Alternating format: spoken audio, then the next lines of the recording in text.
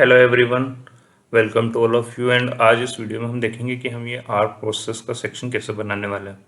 Last section में आपने देखा था कि हमने इसका HTML क्रिएट कर लिया था, जो कि कुछ इस तरीके का दिखता है। तो अब हम इसमें स्टाइलिंग और CSS का काम स्टार्ट करते हैं। तो सबसे पहले हम ये बैकग्राउंड कलर दे देते हैं हमारे सेक्शन पर। तो आपको इंस्पेक्ट करना है और ये आपका सेक्शन है आर प्रोसेस का, और मैं फुल साइज बड़ी कर देता हूँ। आर प्रोसेस का सेक्शन है, उस पर प्लस आइकन पे क्लिक करना है इंस्पेक्टर बॉक्स पे, और उस पर बैकग्राउंड कलर लगाना है। बैकग्राउंड कलर के लिए आपको आपकी PhD पे आना है। यहाँ से हम बैकग्राउंड कलर उठा लेते हैं। ठीक है, हमारा बैकग्राउंड कलर हो गया है। अब हम इसको ऊपर नीचे से थोड़ी स्पेसिंग दे देते हैं, ये वाली। तो उसके लिए आपको देनी होगी पैडिंग, और इसको 2 पैरामीटर में दीजिए। तो पहली वाली जो पैडिंग देंगे आप, वो ऊपर और नीचे से लेगा। इसको और बढ़ा देते हैं, ऑलमोस्ट 70px कर देते हैं अभी के लिए। ठीक है, अब हम हमारे हेडिंग्स को सेंटर लाइन कर देते हैं।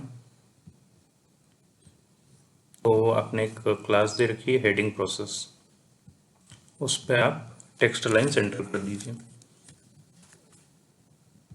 अब आप इस क्लास को उठाकर इसके अंदर जो H2 आ रहा है उस पर आप फ़ॉन्ट साइज दे दीजिए, और इसकी फ़ॉन्ट साइज उठाने के लिए आप आपके PhD पर जा सकते हैं।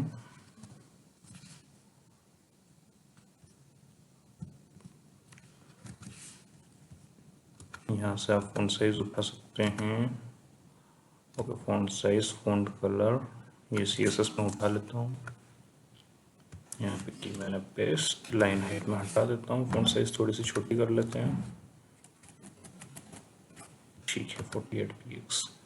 और इसके अंदर जो H6 टैग है उसमें भी आप क्लास लगा दीजिए इसके आगे, और इसमें भी CSS दे दीजिए।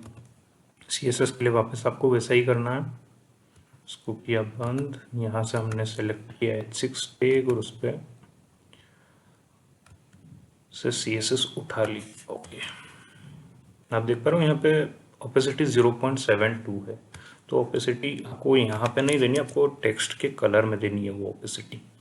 तो आप यहाँ से हटा दीजिए वो ओपेसिटी, और ये जो कलर है उसका बॉक्स आप ओपन करिए, और आपको यहाँ से कन्वर्ट करना है RGB में। और लास्ट वाला सेक्शन है वो रहेगा आपका ओपेसिटी, तो इसको 0.72 कर दीजिए। ठीक है, ये हुआ हमारा H6 टैग। हमने ओपेसिटी हटा दी है। इसकी फ़ॉन्ट साइज थोड़ी सी छोटी कर लीजिए, 16px। ओके, अब ये नीचे से थोड़ी स्पेसिंग ले रहा है, और इसका फ़ॉन्ट वेट भी थोड़ा सा बड़ा दिख रहा है मेरे को। तो यहाँ से आप फ़ॉन्ट वेट बढ़ा सकते हैं, 400 500 ठीक रहेगा। और ये जो आपने हेडिंग प्रोसेस दिया था, इसको आप पैडिंग बॉटम दे दीजिए, या फिर मार्जिन बॉटम भी दे सकते हैं, ताकि वो नीचे से स्पेसिंग ले। पैडिंग बॉटम दे देते हैं हम 50px। तो देखिए यहाँ पर ये वाली स्पेसिंग आ चुकी है। आई थिंक थोड़ी और स्पेसिंग है, तो आप इसको बढ़ा दीजिए, 60 कर दीजिए।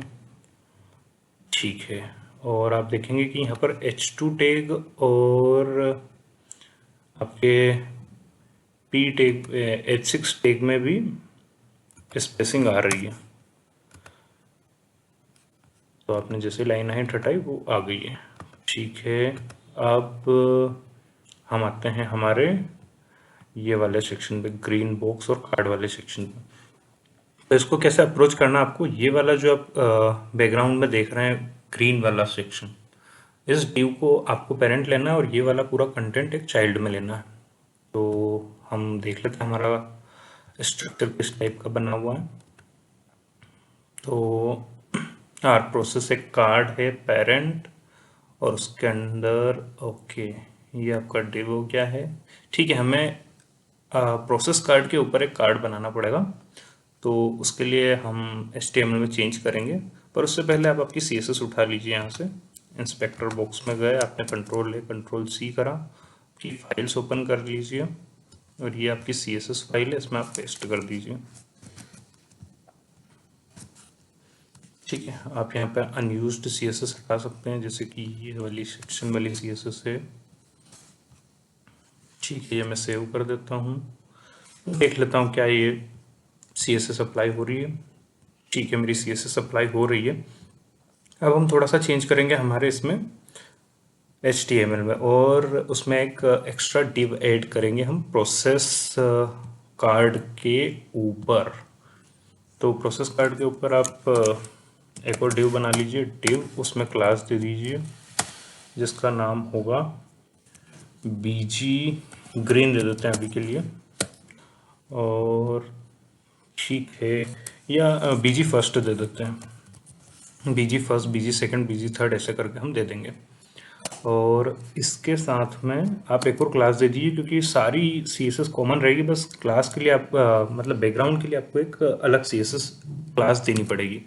तो हम BG फर्स्ट, BG सेकंड और थर्ड देंगे हम हमारे बैकग्राउंड को मैनेज करने के लिए, और कार्ड पेरेंट नाम से हम एक CSS दे देते हैं। बाकी उसमें हम जो कॉमन CSS है वो इस क्लास में देंगे।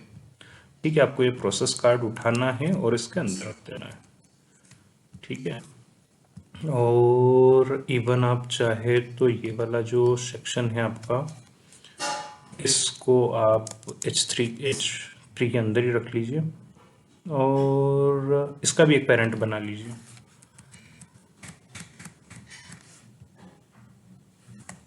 और उसमें एक CSS दे दीजिए,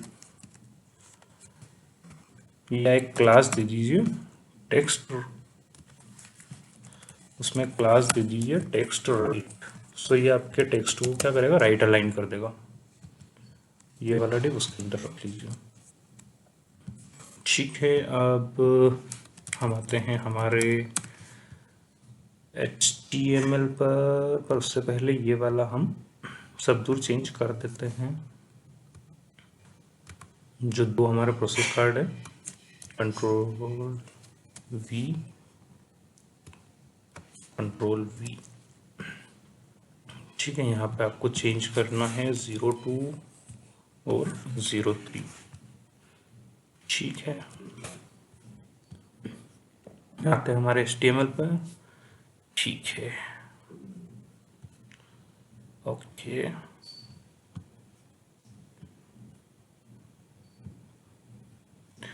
ओके। तो जैसे कि हमने बोला था, हमारा एक पेरेंट रहेगा जिसका नाम है कार्ड पेरेंट। कार्ड पेरेंट यहाँ पे लेना है, और कार्ड पेरेंट में आपको क्या करना है कि आपको वो वाला सेक्शन कुछ ये पेरेंट जैसा बनाना है। तो सबसे पहले इसमें एक बैकग्राउंड लग रहा है वो ले लेते हैं, और एक बॉर्डर रेडियस लग रही है वो ले लेते हैं। यहाँ पे क्लिक करा, यहाँ से हम बैकग्राउंड ग्रेडियंट उठा लेते हैं, बॉर्डर रेडियस उठा लेते हैं। ठीक है, ग्रेट। और अब आप देख पा रहे हो इसके अंदर जो ये एक वाइट सेक्शन है, इसके अंदर जो प्रोसेस कार्ड है उसको हम वाइट बैकग्राउंड देंगे। पर उसके पहले आप देखेंगे ये कुछ पैडिंग ले रहा है, तो आप इसको पैडिंग दे दीजिए। पैडिंग दीजिए 30 px। ठीक है, और पैडिंग राइट साइड से 0 देते हैं, पैडिंग राइट 0। ठीक है, और ये कार्ड पेरेंट के अंदर जो प्रोसेस कार्ड है उसके अंदर आपको क्या करना है कि बैकग्राउंड कलर वाइट देना है।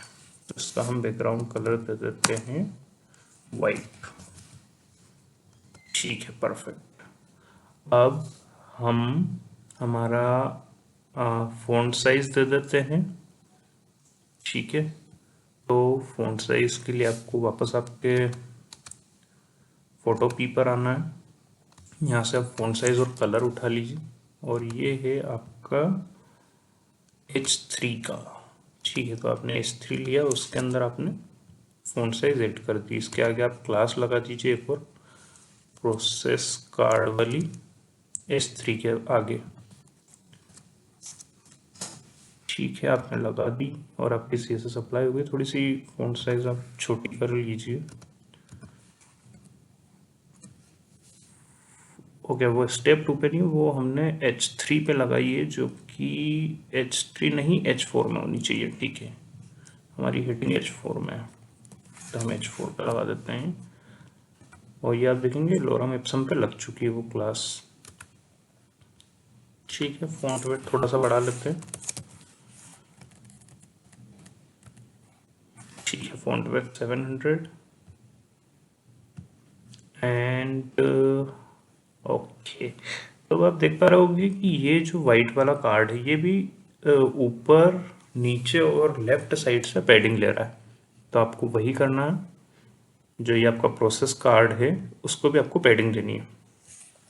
पैडिंग देते हैं 30 px from top bottom and right side से 0, पैडिंग राइट 0।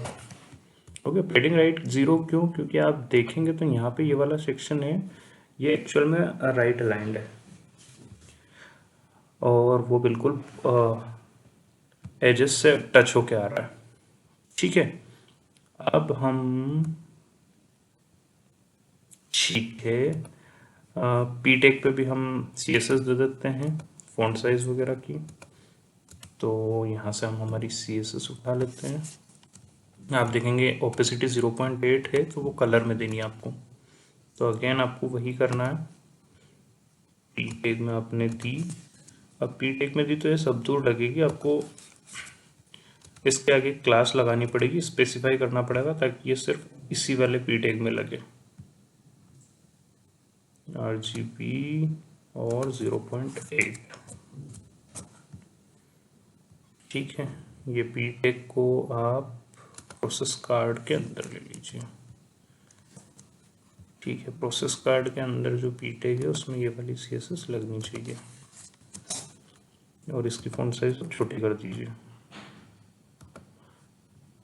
ठीक है, इवन आप इसको पैडिंग दे सकते हैं राइट से, पैडिंग राइट, ताकि ये बिल्कुल राइट साइड से चिपक कर नहीं आए। 30 px will be enough. Okay, अब हम क्या करेंगे, अब हम देखेंगे ये वाला सेक्शन। पर उससे पहले हम देख लेते हैं कि ये जो वाइट बॉक्स है बाहर जा रहा है और ये वाला बॉक्स थोड़ा सा इनसाइड है। तो आपको क्या करना है, जो आपका पेरेंट है कार्ड पेरेंट, उसकी आपको विड्थ मैनेज करनी है, वो भी KLC में। KLC एक फंक्शन होता है जिसके अंदर आपको आपकी विड्थ दे सकते हैं। उसमें आपको देना है 100% माइनस 30 px। मतलब हम ये बोल रहे हैं जितनी भी इसकी विड्थ है उससे 30 px ही विड्थ कम ले। और हमारा जो प्रोसेस कार्ड है उसको हम बोलेंगे कि जितनी भी तेरी विड्थ हो उसमें तू पैडिंग मार्जिन राइट -30 पिक्सल ले ले। मतलब कि ये 30 पिक्सल और बाहर चले जाएगा, जैसे आप देख पा रहे हो। और इवन आप इसमें देखेंगे तो यहाँ पर इसमें बॉर्डर आ रही है, बॉर्डर रेडियस। आपको बॉर्डर रेडियस भी देनी है, बॉर्डर रेडियस और वो है 30 px या 30 px से थोड़ी कम, I guess 20 px will be enough. Okay, आप देखेंगे कि यहाँ पर इस वाले एज से ये वाली बॉर्डर रेडियस नहीं ले रहा है, तो आप ये वाली बॉर्डर रेडियस 0 कर दीजिए। बॉर्डर रेडियस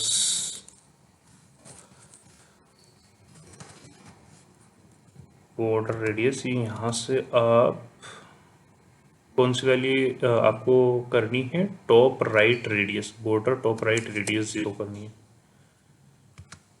ओके, तो किया हमने 0, तो आप देख पा रहे हो यहाँ से ये बॉर्डर टॉप राइट रेडियस 0 हो चुकी है। अब हमारा जो लास्ट सेक्शन बचा हुआ है वो है ये स्टेप वाला। तो सबसे पहले हम अभी इतना कॉपी करके पेस्ट कर देते हैं हमारे CSS फाइल में। और ये आए हम हमारे CSS फाइल में, ये हमने किया कॉपी पेस्ट, अनयूज CSS आप हटा दीजिए। ओके, सब सही है। ठीक है, रिफ्रेश करके देखते हैं। ठीक है, सब सही चल रहा है। अब हम देखेंगे इसको किस तरीके से अप्रोच करना है।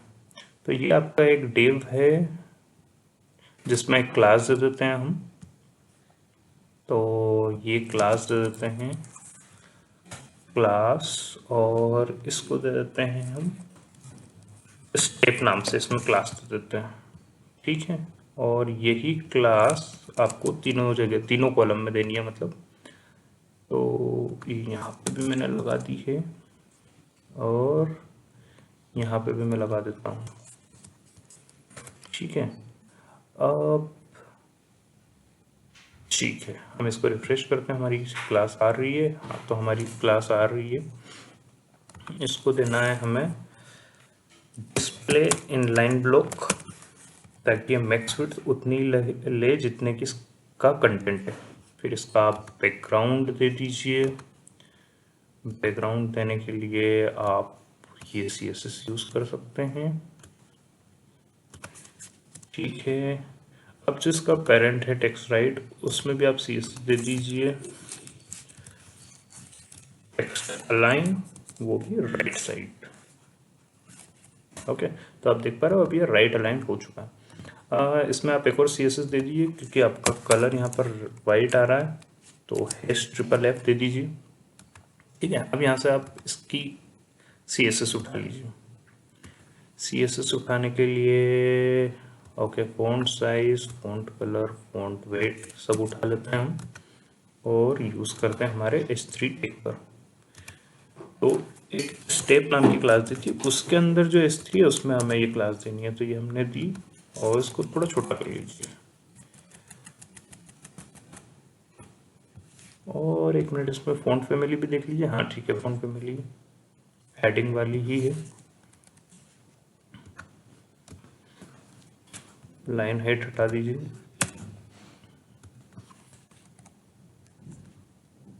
फ़ॉन्ट वेट ओके 0:1 का देना है फ़ॉन्ट वेट, तो वो हो चुका है। अब हम स्टेप का भी ले लेते हैं। स्टेप में ये CSS लग रही है, ये हम लगा देते हैं। तो जो H3 है उसके अंदर आप देखेंगे तो हमने एक स्पान बनाया था जिसमें हमने स्टेप लिखा है, तो जो स्पान है उसमें ये वाली CSS लगा देते हैं।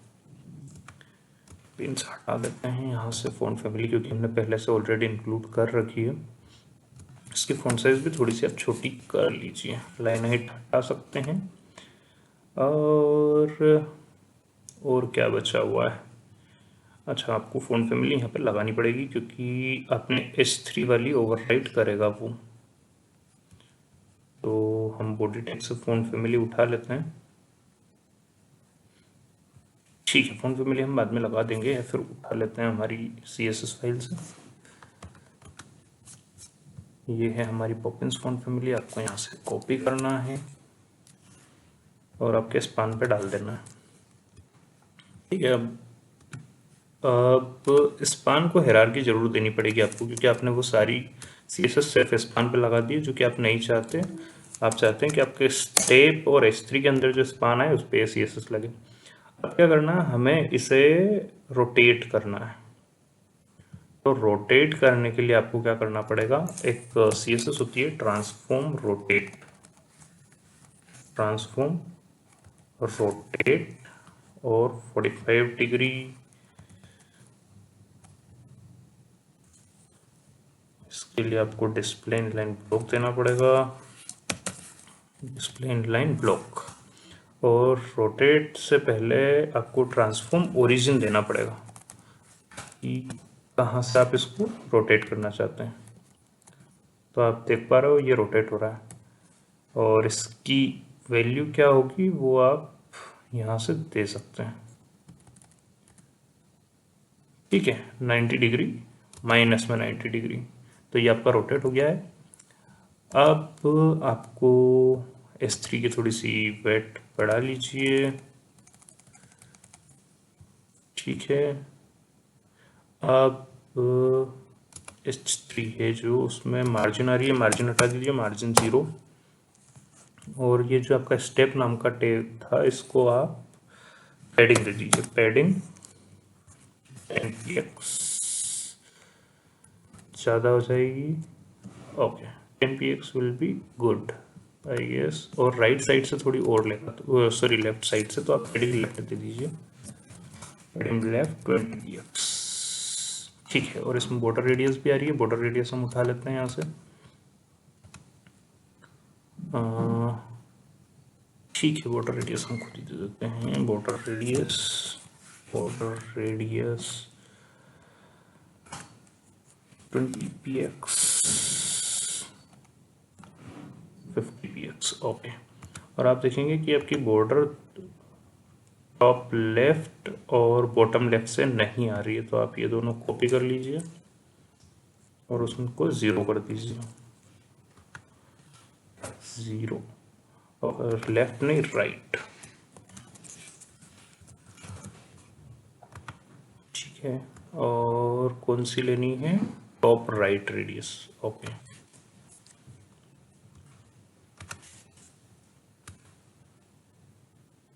बॉटम राइट, टॉप राइट, इसकी वैल्यू दे दीजिए 0। ठीक है, अब आप देख पा रहे हो तो ठीक है, आपका पूरा जो H3 टैग है वो बन चुका है, स्टेप टैग बन चुका है, और ये थोड़ा सा अलाइंड प्रॉपरली नहीं लग रहा है। तो इसके लिए आपको क्या करना है, आप इसमें पोजीशन दे सकते हैं, पोजीशन रिलेटिव, और आपको जिधर भी मूव करवाना हो आप उससे करवा सकते हैं। टॉप 2px, ठीक है, -8px, और इवन इसको हम लेफ्ट से भी दे सकते हैं, लेफ्ट 10px। ठीक है, लेफ्ट से 8px। तो ये ऑलमोस्ट सिमिलर बन चुका है। ठीक है, अब हम ये CSS कॉपी कर लेते हैं। ये हमने कॉपी की और हमारी CSS फाइल में हम पेस्ट कर देते हैं। अनयूज CSS हटा देते हैं, ये CSS काम की नहीं है। ओके, अब हम रिफ्रेश करके देखते हैं क्या हमारा सेक्शन सेम लग रहा है। यस, ये सेम लग रहा है। अब आपको क्या करना होगा, इसमें आप देखेंगे आपको ये बैकग्राउंड कलर अलग अलग है तीनों सेक्शंस के। तो आपने एक क्लास बना रखी है यहाँ पर, जैसे हमने दिए थे BG फर्स्ट, उसको एक को हम दे देते हैं BG सेकेंड, और एक को हम BG थर्ड दे देते हैं। थर्ड वाले कॉलम को हमने दी थर्ड, और सेकंड वाले को हम दे देते हैं सेकंड। इवन BG सेकंड हम यहाँ पे भी यूज करेंगे स्टेप के साथ। ओके, और BG सेकंड की बैकग्राउंड कलर उठा लेते हैं। ये BG सेकंड का बैकग्राउंड कलर है, कॉपी, डॉट BG सेकंड। ठीक है, ओ हमने पूरा नहीं उठाया है, यहाँ से हम पूरा बैकग्राउंड कलर उठा लेते हैं। सेम हमें BG थर्ड पे भी लगाना है, उसकी अलग CSS रहेगी। यहाँ पे हम कर लेते हैं इसको थर्ड,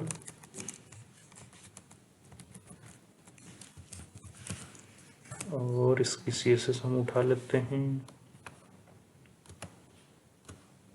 बैकग्राउंड इमेज उठा ली। ठीक है, अब हम देखते हैं हमारे होम पेज पर। देखिए, तो कुछ इस तरीके से आप आपका पूरा का पूरा प्रोसेस सेक्शन बना सकते हैं। नेक्स्ट वीडियो में हम देखेंगे कि हम किस तरीके से हमारा YVExist वाला सेक्शन बनाएंगे। प्रीवियस वीडियोस के लिए डिस्क्रिप्शन में लिंक है, आप उसको देख सकते हैं। Thank you.